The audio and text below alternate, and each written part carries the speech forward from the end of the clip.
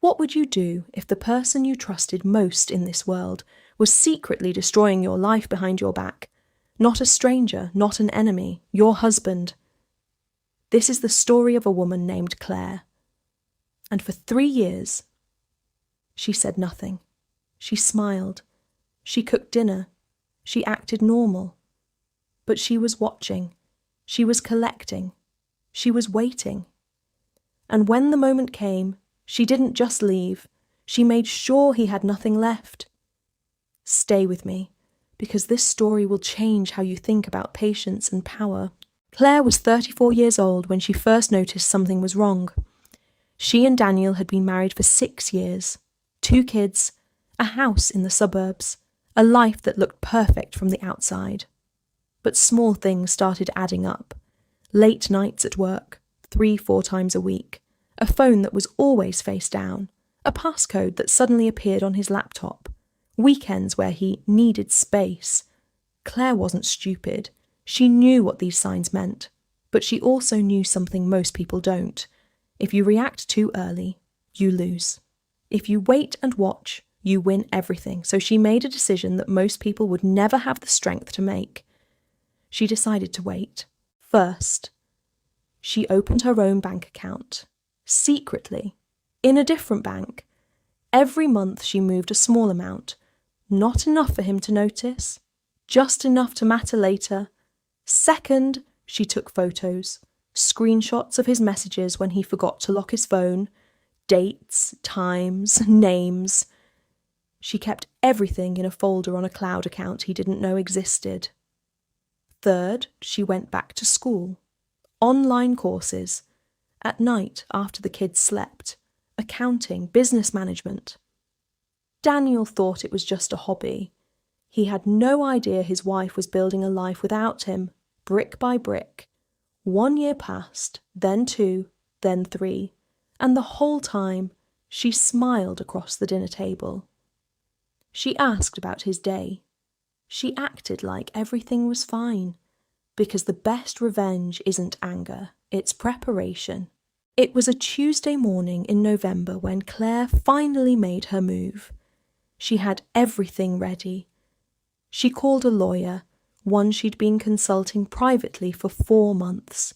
She had bank statements, she had screenshots, she had dates, times, proof of everything. She had already secured a job, starting the following Monday. She had already spoken to a kid's school. She had already found an apartment. Daniel came home that evening to find her house completely normal. Dinner on the table, kids doing homework, Claire sitting calmly with a cup of tea. He sat down. She slid a folder across the table. Inside, divorce papers, already signed by her lawyer, a letter from her new employer, and a printed bank statement showing her own savings account, built over 3 years without him noticing once. She looked at him and said only 4 words. "I've already moved on." She stood up, picked up her tea, and walked into the other room. Daniel sat there alone, staring at 3 years of receipts, bleeding right in front of him. The divorce was settled in 5 months.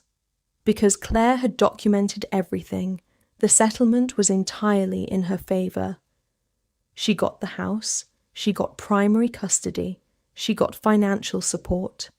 Daniel tried to fight it, but you can't fight receipts. Today, Claire runs a small business from her home. Her kids are thriving. She doesn't talk about Daniel much. When someone asked her recently how she survived 3 years of silence, she said something I want you to remember. "I wasn't surviving, I was building." Most people, when they get hurt, they react immediately, they explode, they confront, they cry publicly, and they lose their power in that moment. Claire understood something rare. Silence is not weakness. Silence, when used correctly, is the most dangerous weapon you have.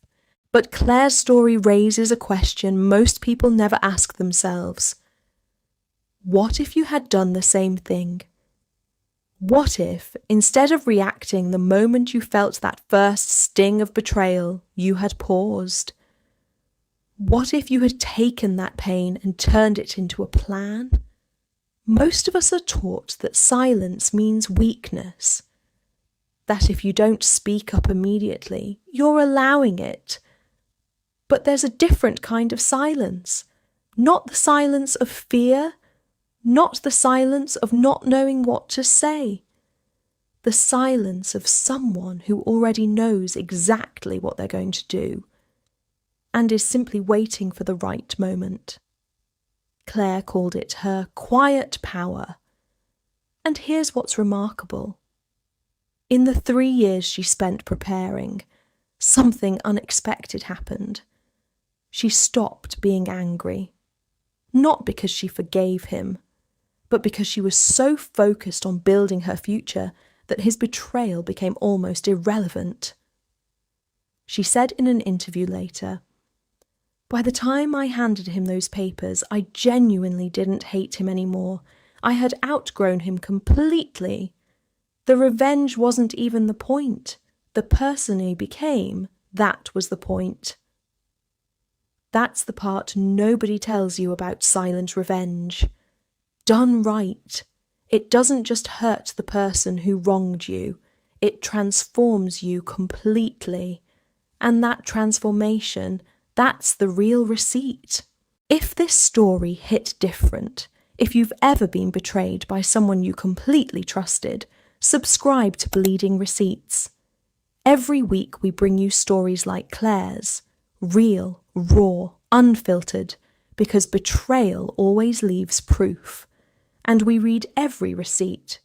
Drop a comment below. Have you ever had to stay silent and play the long game?